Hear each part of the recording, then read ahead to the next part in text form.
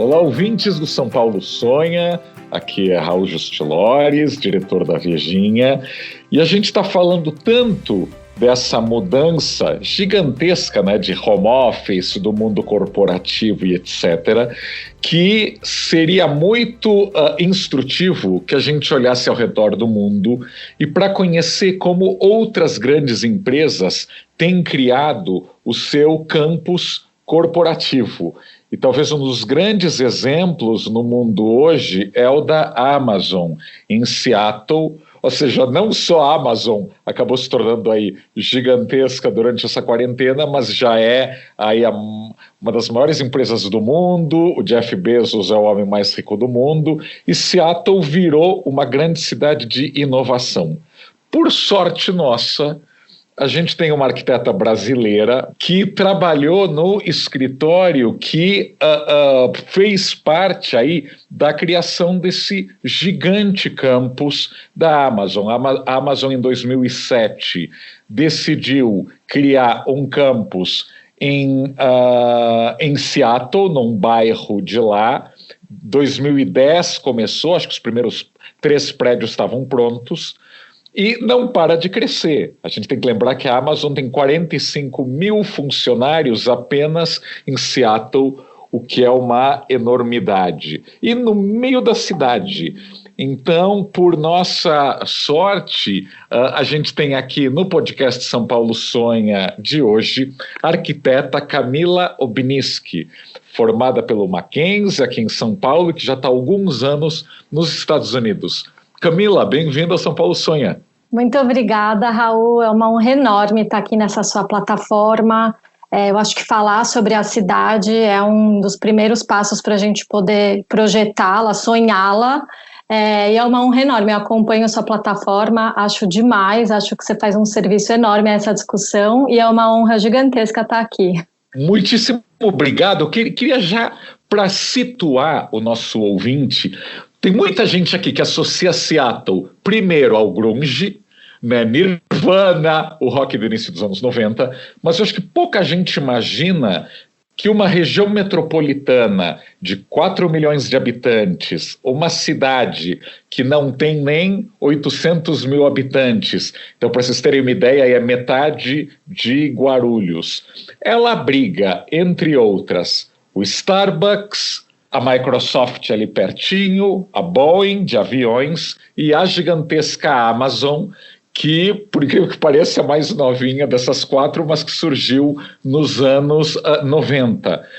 E houve aí uma decisão, apesar de não ser uma cidade tão grande, da Amazon ficar dentro da cidade. Eu queria aproveitar, como a Camila morou uns bons anos lá, hoje ela está em Cambridge, né, vizinha a Boston, em Massachusetts, mas você morou uns bons anos em Seattle, no estado de Washington. Primeiro, o que a cidade tem de especial? E isso tem relação com a decisão da Amazon de continuar na cidade e não partir para algum subúrbio? Seattle é uma cidade muito impressionante na sua relação com a natureza. Quando a primeira vez que eu fui lá, me lembrou uma sensação que eu só tive no Rio de Janeiro, que você chega e aquela paisagem, você se sente dentro de uma paisagem que é absolutamente exuberante. Apesar de não ser tropical, você tem essa sensação. Tem o Mount Rainier, que é um vulcão gigantesco que domina a paisagem da cidade, as montanhas no geral, e a ligação com a Bahia, a Puget Sound. Então, é uma cidade que tem uma relação muito forte com a natureza, e as pessoas de lá, isso faz parte da identidade das pessoas de Seattle, sabe? É uma cidade que ela é urbana, mas ela também tem uma relação muito forte com a natureza. E eu acho que isso faz dela especial. As pessoas de lá, quando descrevem a cidade, ou os arquitetos, sempre quando vão falar dos projetos, ou tudo gira em torno dessa conexão da cidade com a natureza. E o bairro que a Amazon escolheu, que é o South Lake Union, é na beira de um dos lagos da cidade, assim. Então sempre tem essa relação com a natureza, eu acredito, que isso tenha muito a ver com o motivo que as pessoas escolhem ir para lá. Muita gente que vai morar lá fala, eu queria morar numa cidade, mas eu queria uma cidade que eu também pudesse estar conectado com a natureza, e eu acho que as empresas também. Perfeito. Aliás, até que queria também, eu compartilho essa tua visão, Camila. A primeira vez que eu fui a Seattle, eu achei muito verde e muita água. Aliás, eu diria que tem verde e água quase por todos os lados, apesar de ser uma cidade super urbana. Como era esse bairro antes da chegada da Amazon? E como você descreveria a decisão da Amazon de se instalar nesse bairro aí de South Lake Union? Então, esse bairro de South Lake Union, originalmente na formação da cidade, é onde estavam as indústrias de processamento de madeira, porque essa foi uma das indústrias originais da cidade de Seattle. Eventualmente, a atividade econômica claramente mudou, e no século passado, no século XX, a característica do bairro era de ocupação por concessionárias de automóveis, esse tipo de comércio de grandes galpões, tinham muitos estacionamentos de superfície, era um lugar com uma densidade muito baixa e com muito pouca gente, muito pouca ocupação. Então, eu acredito que a decisão pela escolha desse bairro tem a ver, com esse potencial da conexão com o lago, porque para a Amazon é muito importante o ambiente, sabe, da experiência que se tem do campus, que agora é costurado com a cidade. Eu acho que provavelmente que esse monte de quadras contínuas com potencial construtivo, então eles sabiam que eles poderiam desenvolver de forma que os interessasse e de ser centralmente localizado, né? Seattle é uma cidade que está expandindo, e essa expansão está sendo pensada em torno da expansão da linha de metrô, de superfície, do transporte público. E é um bairro absolutamente central, onde as linhas todas passam, vão cruzar. Então, enfim, é um bairro que tudo é do lado de downtown, é parada onde já tem estações atualmente, né, mesmo das linhas futuras quanto das linhas que já estão construídas, e essa conexão com esse lago que as pessoas usam, as pessoas andam de caiaque, os espaços naturais estão sempre sendo usados na cidade, então eu acho que juntava vários desses elementos que formam a identidade da cidade mesmo. E como era a conversa aí da empresa com o escritório de arquitetura que você trabalhava? Como chegavam os briefings? Assim, que ideia a Amazon tinha para esses prédios e para esse bairro que vocês tinham que literalmente colocar na prancheta? Essa é uma ótima pergunta, porque eu acho que a resposta expressa a complexidade das relações para a produção do espaço que acaba sendo da própria cidade, não é um campus da Amazon. A Amazon nunca foi nossa cliente direta. A Amazon não chega lá no escritório de arquitetura e fala: ei, vocês podem projetar esse prédio aqui?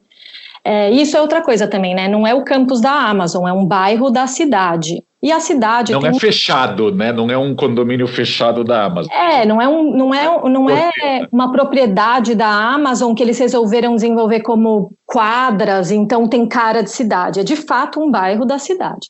A cidade, como eu estava falando, é um bairro que estava muito subutilizado. Para a cidade, obviamente é interessante que seja desenvolvido sem que seja a própria cidade fazendo todo o investimento para isso, certo? Então, é bem-vindo pela cidade o desenvolvimento da Amazon. A cidade quer que seja feito, quer que seja construído e quer criar as situações e as estruturas para que isso possa acontecer. E a Amazon tem uma relação que, assim, não é ela que vem e fala: eu quero um prédio de escritórios. Ela contrata uma empreendedora, um developer, fala coisas que ela gostaria, mas o developer tem também a liberdade. O nosso cliente é o developer, é a incorporadora. Então, é o nosso cliente que vem e fala. Então, tem um cliente, uma incorporadora que tem, sei lá, é dona de 3 ou 4 quadras. Ele sabe que a Amazon anuncia que quer um novo prédio para sei lá quantos funcionários com tantas características. Então, tem várias incorporadoras na cidade. e cada incorporadora fala, olha, eu acho que essa quadra aqui, a gente consegue atender esse programa que a Amazon está pedindo, vamos fazer? E aí a incorporadora vem para o arquiteto e fala, vamos fazer esse prédio e vamos vender esse prédio para a Amazon, ou vamos alugar esse prédio para a Amazon por, sei lá, 10, 20 anos. Então, a discussão, aí é a incorporadora que faz o intermédio entre a Amazon, que é o cliente final, e o arquiteto, e a gente faz o intermédio entre a incorporadora e a cidade nessas apresentações de projeto para aprovação.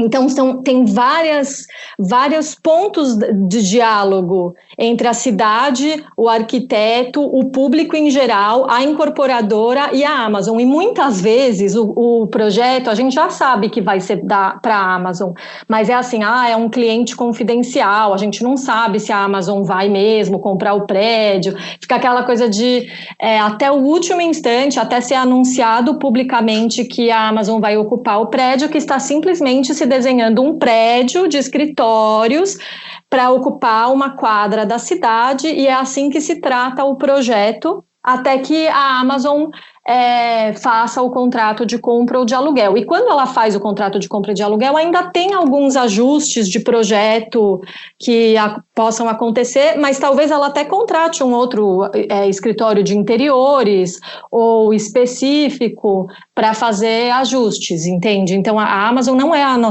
era a nossa cliente direta. Perfeito. E até ia te perguntar, porque tem algumas coisas que eu achei aí muito específicas da Amazon, né? Eles criaram aquelas 2 esferas, que são estufas aí transparentes, envidraçadas, onde os funcionários trabalham, mas também vêm à cidade. Eu vi que as calçadas são muito vivas. De alguma maneira, o térreo desses prédios são muito abertos, né? Não são super recuados, como, sei lá, dando um exemplo, a sede das grandes empresas na Faria Lima, por exemplo, né? Que são prédios aí, de alguma maneira, mais isolados. Ali deu uma impressão que é um lugar muito vibrante. Aliás, eu até vi uma entrevista com um dos diretores da Amazon, num jornal de Seattle, comentando que até os restaurantes dentro da Amazon, as lanchonetes, faziam questão de cobrar, ou seja, a comida não é de graça e não é para atender todo mundo, porque eles gostavam que as pessoas saíssem para caminhar e fazer compras e comer em South Lake Union. Isso daí foi também discutido com essa incorporadora? Assim, é algo que passou pela prancheta dos arquitetos? Tem que ser transparente, tem que ter vida na calçada, não pode ser um lugar muito isolado? Sim, absolutamente, porque como eu disse, quando a gente está fazendo o projeto, você nem sabe que, em teoria, você não sabe que é para a Amazon. Então, você projeta o térreo para ser um restaurante. Se aquilo vai ser uma cafeteria da Amazon ou se vai ser um restaurante de fato, você não sabe.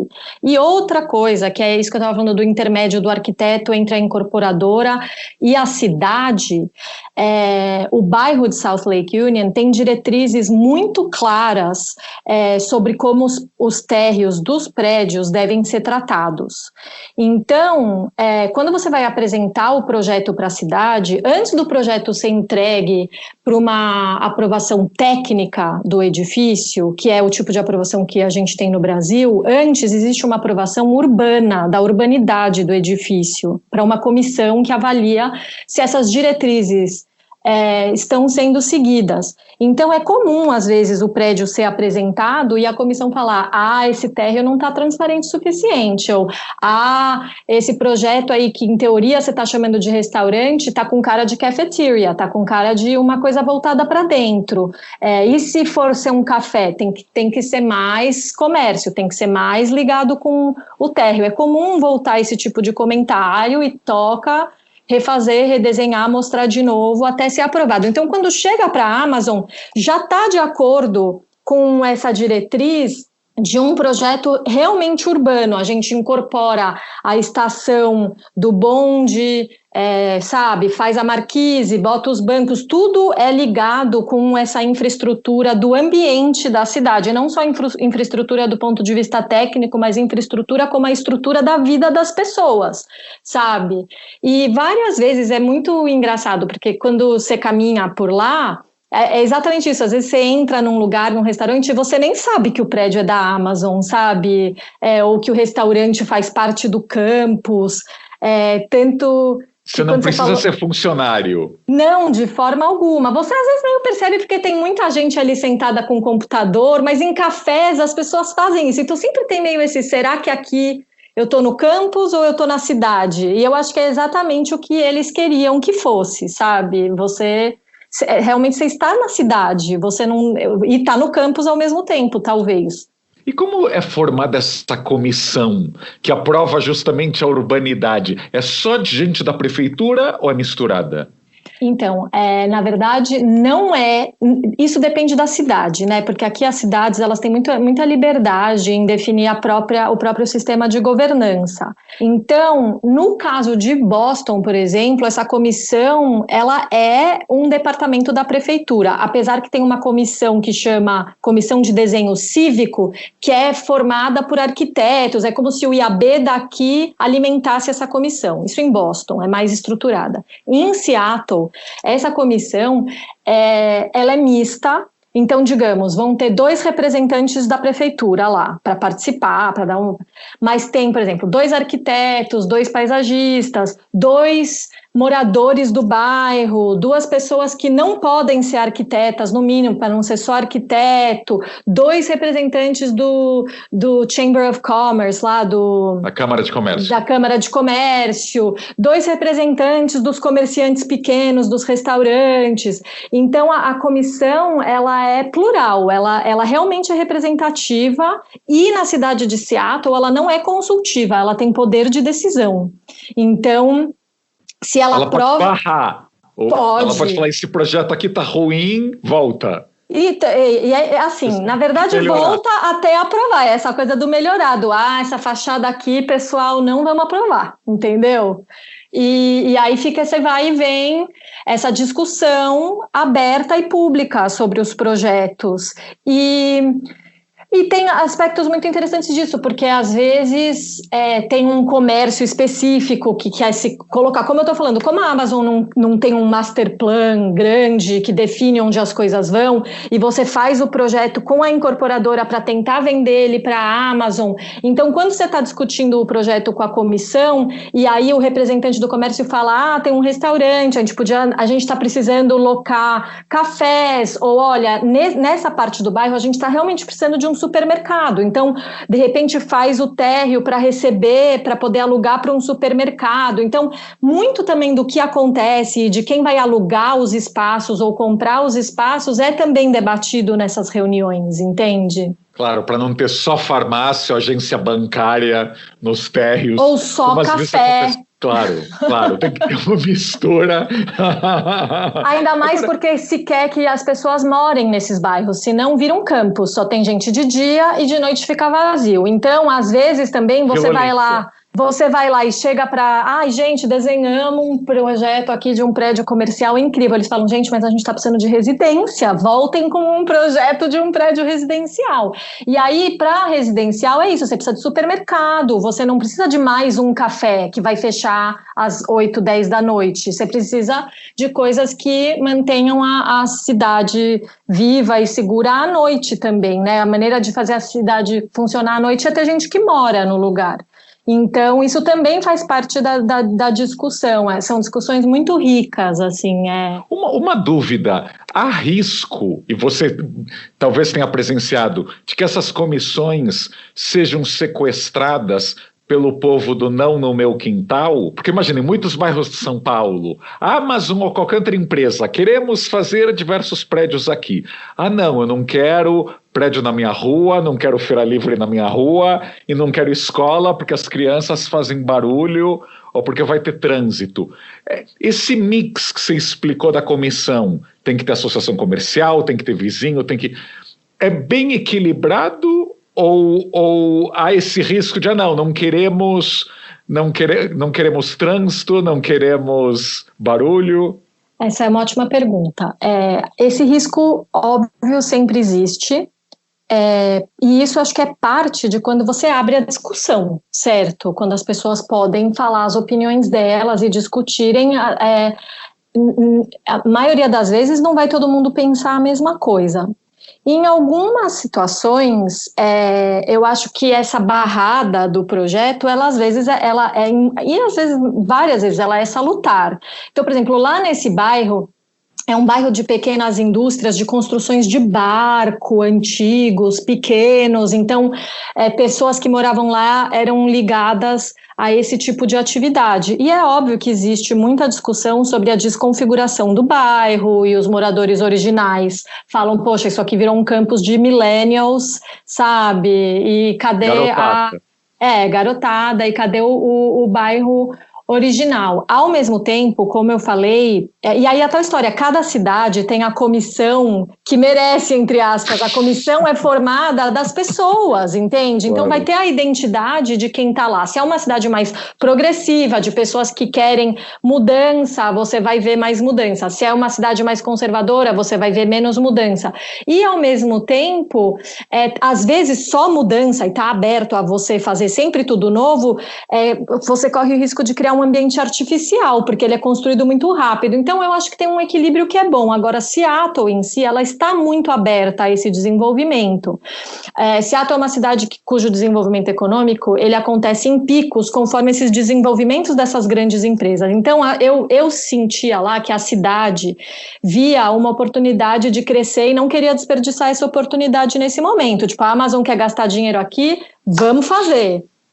Então, lá, nesse caso específico, o problema muitas vezes era o contrário, no sentido de que os arquitetos ou alguns moradores ou o pessoal da Câmara de Comércio que participa das comissões é mais do tipo, vão fazer, não vem querer reclamar desse projeto não, sabe? E em outras cidades, Boston é o contrário, é uma cidade histórica e as pessoas nunca querem que construa nada, entendeu? Então, é engraçado também de ver esses comportamentos, os contrastes, porque a comissão em si, a ideia de ter a comissão e de ter a discussão aberta do projeto, não é o que faz ter o não no meu quintal ou vamos mudar tudo. São as pessoas que estão na comissão que fazem ser assim, né? Então, é óbvio que existe esse risco, porque é uma comissão aberta, a discussão aberta sobre a cidade. Então, a opinião das pessoas vai ser ouvida. E Seattle me dá a impressão, me corrige, que é uma cidade com uma população muito jovem e muito imigrante também, né? E que quer continuar atraindo gente de fora. Sim, mas a grande maioria da população de Seattle é uma população caucasiana, né? Branca. É uma cidade bem branca. Então, eu não diria que ela é uma cidade muito internacional, não. E como ela está, assim, ela é com a Ásia, né? Ela é uma das portas de entrada da Ásia para os Estados Unidos. Então, os bairros, tem o bairro japonês, o bairro chinês, que nem... a gente tem a Liberdade em São Paulo, mas a cultura que permeia forte a cidade é a cultura asiática e a cultura nórdica, por qualquer motivo. Então, tem uma mistura aí dessas influências. Mas muita gente jovem mesmo, por quê? Principalmente vindo um pouco do miolo dos Estados Unidos, porque aqui a Costa Leste, ela tem uma tradição urbana e uma tradição muito clara, um tipo de pessoa e de morador muito claro e muito tradicional e um jeito de ser já bem definido. E a Costa Oeste, ela é menos definida. Seattle é uma cidade que só tem 150 anos, a identidade da cidade ainda está acontecendo. Então eu sinto que tem muitas pessoas que não são originalmente de cidades, mas que querem viver uma vida urbana e sentem que Seattle não é uma cidade ameaçadora para elas, sabe? É uma cidade nova, tem pessoas mudando para lá constantemente e não tem estruturas muito tradicionais estabelecidas. Então tem espaço para a pessoa chegar, se envolver, participar da construção da história da cidade, sabe? Ou seja, não tem patrocentão em Seattle. Não tem muito. Vocês não vão te perguntar qual é o teu sobrenome. E isso é até mal visto lá, sabe? Chegar com a carteirada, assim, é uma cidade que ela quer ser aberta, ela quer ser progressiva, ela quer ser nova, por assim dizer. Claro. Aliás, pensando, há muitos empresários que escutam esse podcast, vereadores, incorporadores, e eu imagino que olhando do Brasil, ouvindo a tua explicação, vai ter gente falando, nossa, mas uma comissão vai demorar muito mais, o Brasil já é tão demorado, etc. No caso de Seattle, havia essa crítica de que esse sistema de aprovação era muito moroso, demorava, ou as pessoas veem como um valor, como um ganho para a cidade que passe por essas etapas? Muito boa a sua pergunta, porque logo que eu cheguei em Seattle, quando eu comecei a trabalhar no escritório, eu nem entendia direito esse sistema. Eu achava que tinham esses grandes projetos, porque, uau, gente, a gente faz esses grandes projetos aqui. E aí que eu entendi que isso faz parte do plano de desenvolvimento da cidade e as comissões fazem parte de como isso se realiza. E eu ficava, mas por que eles querem fazer a calçada desse jeito? Por que a incorporadora não quer simplesmente construir logo e entregar, sabe? E eu perguntava para os diretores lá do escritório, mas por que eles querem fazer isso, sabe? E a resposta era porque as pessoas se interessam pela cidade, as pessoas querem que a cidade seja melhor. Isso é um motivo e é real, sabe? Do tipo, a incorporadora, elas competem entre si para quem fez o projeto mais legal mesmo. É uma competição. Agora, tem uma competição, que é um espírito bem americano também, mas fora disso, com certeza é mais demorado, é um fato, não é a mesma coisa que você projeta e não precisa apresentar e não precisa rever projeto, é óbvio que demora mais do que se você não tivesse que fazer isso, mas existe algo do legado que você deixa, e eu acho que existe um desejo de fazer algo que tenha um valor mais perene, contribuir para a construção da cidade e agregar isso à identidade da empresa, da incorporadora, e eles veem esse processo como uma possibilidade de fazer um projeto mais relevante, mais interessante. Isso está meio integrado à maneira de abordar a construção. E, por exemplo, um jeito que para mim exemplifica isso por exemplo, a própria Amazon. A Amazon, ela precisa de talento. Quando eu me mudei para lá, ela tinha 5.000 funcionários. Hoje ela tem 40.000 funcionários. Quer dizer, ela já precisou contratar 35.000 pessoas e ela quer contratar os melhores. E eles entendem hoje que as pessoas querem um ambiente urbano legal, não um ambiente urbano mequetrefe. A pessoa não vai sair de Nova York para ir morar em Seattle se não for legal. Então existe um pouco essa competição pelas pessoas, das pessoas quererem estar lá, das pessoas quererem participar desse movimento, desse lugar, dessa realidade. Então, construir um lugar mais legal e contribuir para isso como um legado, de certa forma, está dentro do DNA, da identidade de quem está desenvolvendo isso, entende? Então, simplesmente se aceita isso como o melhor processo atualmente, entende? Do tipo, é um pouco mais demorado, claro, do que se não tivesse, mas isso não é necessariamente visto como algo ruim. Então, muitas vezes o que acontece é assim, bom, vamos lá entender o que a comissão começa-se a pesquisar antes o que a comissão está procurando, ou de quem é composta, porque você não serve nessas comissões eternamente, você serve por alguns anos, muda a dinâmica, depende de quem está lá dentro, mas de entender de antemão coisas que não vão ser aprovadas, ou coisas que se percebe que não estão dando muito certo, e de tentar não ficar preso no processo muito tempo, dando cabeçada com coisas que não estão dentro das diretrizes, ou enfim, apesar de que as diretrizes não são fechadas, elas são abertas à interpretação e à discussão. Então isso também é muito legal, porque você pode apresentar um projeto falando, olha, essa diretriz aqui a gente não vai seguir, e a gente está propondo essa modificação, porque a nosso ver, isso é até melhor do que o que a diretriz está propondo, e a comissão pode aprovar. Tem um projeto que eu trabalhei que aconteceu exatamente isso, né, que o projeto que foi apresentado não seguia uma diretriz, apresentava uma alternativa que a gente achava que era mais interessante e a comissão concordou. Então, tem essa possibilidade também, sabe? Claro. Aliás, para os céticos que estão nos ouvindo, vamos lembrar uma coisa. Essa primeira fase da mudança do campus da Amazon levou 3 anos. E dos primeiros 5 mil aos 45 mil funcionários hoje, foram 10 anos, 2010 Isso. a 2020.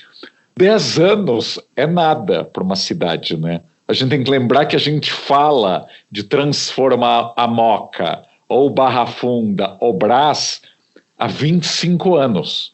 A gente fala da região da Luz há 25 anos. Ou seja, aqui a gente não tem as comissões que, entre aspas, atrasariam o processo e leva 20 anos. Lá com comissão, dando voz a diferentes atores, foi rápido. Então, para quem está escutando e está um pouco cético com este papo, olha, não foi a comissão que atrasou tanto assim. Quem me dera ter 3 prédios da Amazon aprovados em 3 anos em qualquer lugar aqui em São Paulo, né? Às vezes a gente demora 3 anos sem ter nenhuma preocupação urbanística.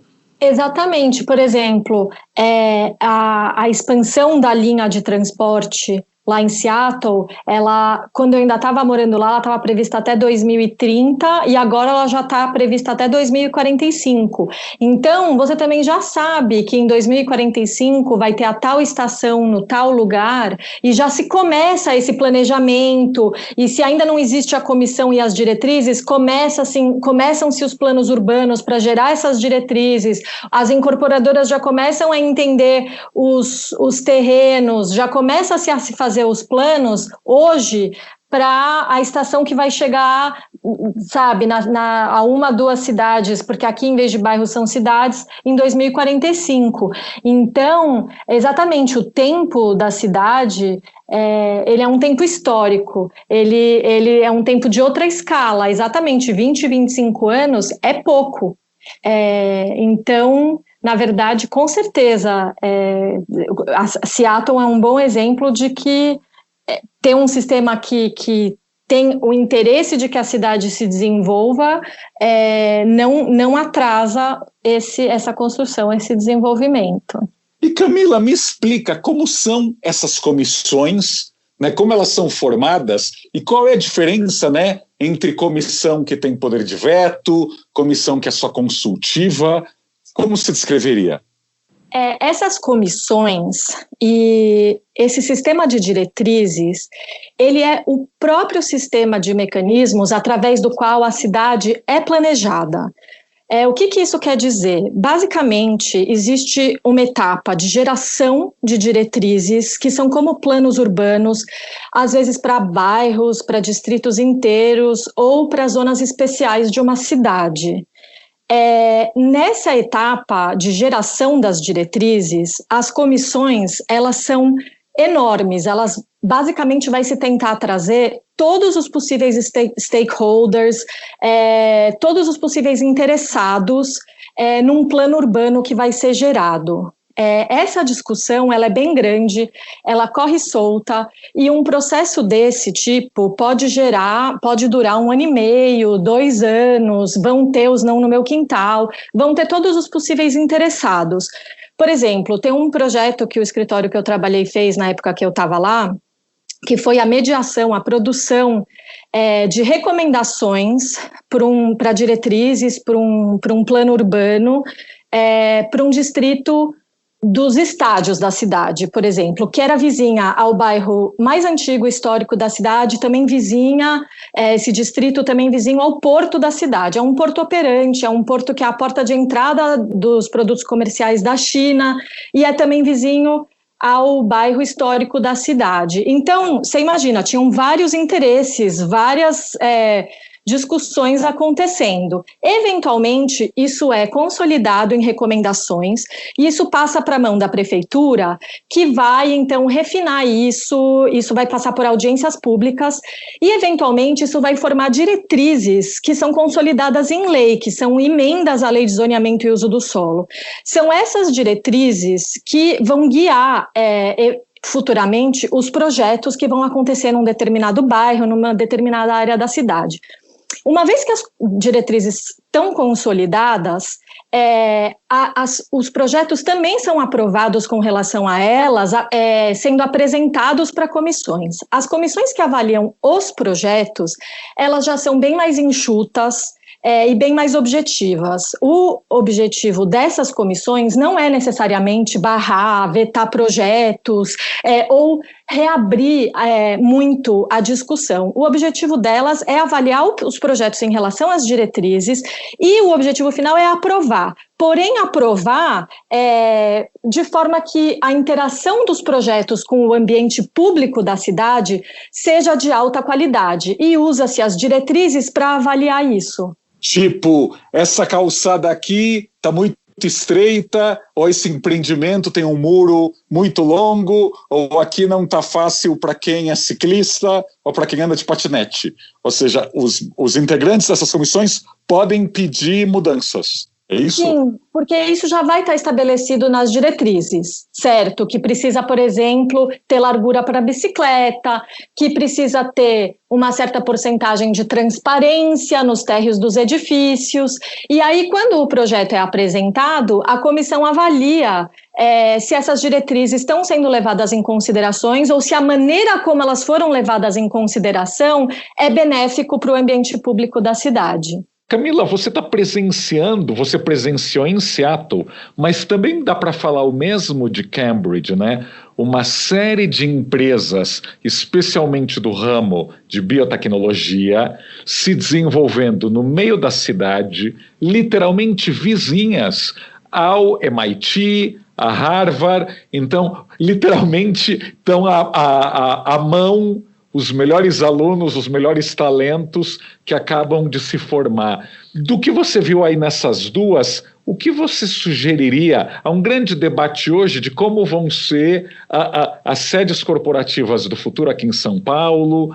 A XP anunciou que vai sair da cidade e vai criar um campus em São Roque, a 70 quilômetros de São Paulo. Tem gente que acha que a Vila Olímpia ou a Faria Lima vão se desertificar, porque as grandes empresas vão partir para o home office total. O que você viu aí em termos dessa decisão corporativa? Como você falou, a pessoa só vai sair de Nova York para ir para Seattle se Seattle for bacana nesse convívio. Você viu algumas características comuns ao que está se construindo em Cambridge, ao que está se construindo em Seattle, que talvez as empresas brasileiras deveriam levar em conta? Tem algumas características que são muito diferentes, porque Cambridge é uma cidade antiga, ela já tem, né, áreas construídas, então para construir coisas novas, muitas vezes você tem que interagir mais com o que já existe. Mas o que tem em comum se a malha urbana já não é urbana, é de usar cada projeto como oportunidade para melhorar esse ambiente da cidade. Eu acho que uma empresa, às vezes, mudar de cidade para uma cidade que faz parte da grande área metropolitana não é necessariamente ruim, porque eu acho que esse movimento também ele faz parte do desenvolvimento das cidades. Às vezes você tem um lugar que está ocupando um espaço de uma certa forma, às vezes obsoleto, e quando ela sai, você também abre a oportunidade para repensar a relação de um edifício com a cidade, ou de recuos, ou de haver muros, né? Às vezes você precisa dessa mudança para criar o espaço e a oportunidade para transformar as relações. Mas o que eu acho é que às vezes, mesmo quando alguém está bem no centro da cidade, ou uma empresa, ela não se relaciona com a cidade de uma forma urbana. Então não é estar bem no miolo da cidade que vai determinar uma característica urbana ou um apreço por essa urbanidade, né? Então eu acho que o que eu mais vejo é o desejo de fazer disso acontecer, de viver dessa forma, né? As pessoas vão de bicicleta para o trabalho, não é só andar de bicicleta, não é necessariamente um pacote de identidade que se cria, mas é querer estar na cidade, sabe? Acho que isso é a primeira coisa, na cidade no sentido do ambiente que é próprio da cidade, que é de andar a pé, que é andar de metrô, que é descer para tomar um café do outro lado da rua e não pegar o cafezinho, sabe, na máquina de café, é você ter vontade de sair e estar na cidade. Então, o que é preciso é isso, é querer ser urbano. Ou seja, o CEO que estiver nos escutando e se perguntar, será que a minha empresa interage bem com a cidade? Essas tuas frases já fazem pensar. Você permite que os teus funcionários ou estimula que almocem ao redor, tomem café? Que modal de transporte eles usam para chegar na tua sede? Às vezes até como é a relação do hall, do lobby, da entrada da tua empresa com a calçada, né? Se é um lugar completamente vedado a quem está na rua poder olhar. Às vezes são coisas simples. Outra coisa que tem, agora que você falou isso, é que, por exemplo, uma diretriz forte que tem aqui é ter banheiro para que as pessoas possam tomar banho quando elas chegam de bicicleta, sabe? Para você chegar, não subir todo suado de andar de bicicleta e ir trabalhar. Então, esses vestiários atualmente fazem parte do programa desses prédios, para a pessoa poder vir de bike, tomar um banho e colocar o terno, se for o caso, sabe? Importantíssimo. Importantíssimo. Lembrem-se, se você quer estimular o uso da bicicleta, tem que ter sim uma ducha, um vestiário, isso é fundamental, e um bom bicicletário e não só vagas de estacionamento para carro. Camila, a última pergunta desse podcast, que é tradicional, que eu faço para todos os nossos entrevistados, se você tivesse literalmente a confiança do governador, do prefeito, do Ministério Público, um mecenas bilionário querendo agradar e realizar teus projetos, que coisa, que sonho você gostaria de executar e implementar aqui em São Paulo? Que mudança urbana ou que obra você gostaria de tocar?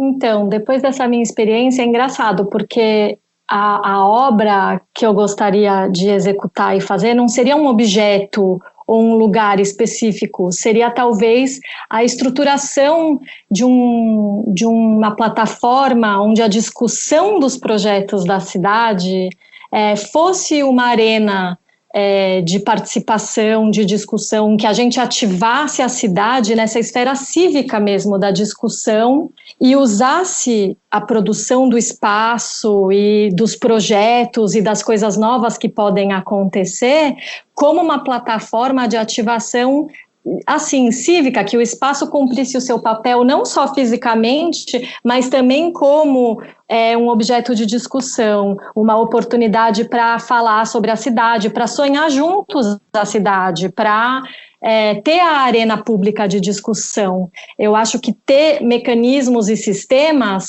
permitem que não só a minha, mas as obras de muitas pessoas se realizem. Então, o meu sonho seria esse, eu acho.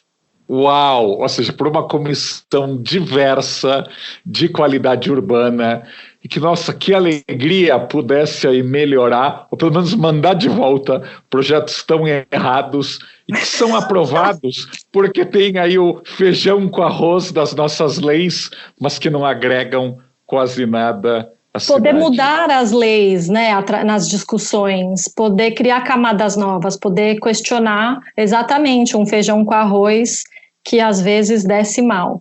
Aliás, eu gosto sempre de lembrar, Conjunto Nacional, o Copan, Sim. O Edifício Itália, o Nações Unidas, só foram aprovados por comissões de paisagem urbana, nenhum deles atendia às regras e às leis da época, cá entre nós, nem de hoje. Hoje, nenhum desses prédios teria sido aprovado, a Galeria do Rock não teria sido aprovada, mas também naquela época não. Mas, felizmente, havia aí uma possibilidade de se aprovar exatamente o que não era feijão com arroz. Chegava lá um prato do Ferran Adrià e uma comissão dizia, opa, isso aqui é Ferran Adrià, vamos aprovar Rep Niemeyer Libeskind. Exatamente, a gente precisa desesperadamente desses mecanismos e dessas plataformas que nos permitam sonhar, projetar e produzir a cidade que a gente quer ter e ser, porque nós somos, né, a cidade e a gente vive essas relações. Então o meu sonho é esse, a gente poder ter os meios de executar esses projetos e essa realidade. Sonhemos, então. O meu convite para variar a vocês ouvintes de São Paulo Sonha, procurem os episódios antigos, a gente tem debatido vários assuntos dessa cidade, Spotify, YouTube, tem várias plataformas, ou no próprio site da Vejinha, e aí a gente recupera e vai juntando tanta ideia boa para São Paulo. Muito obrigado, Camila Obiniski, direto de Cambridge, Massachusetts. Até semana que vem.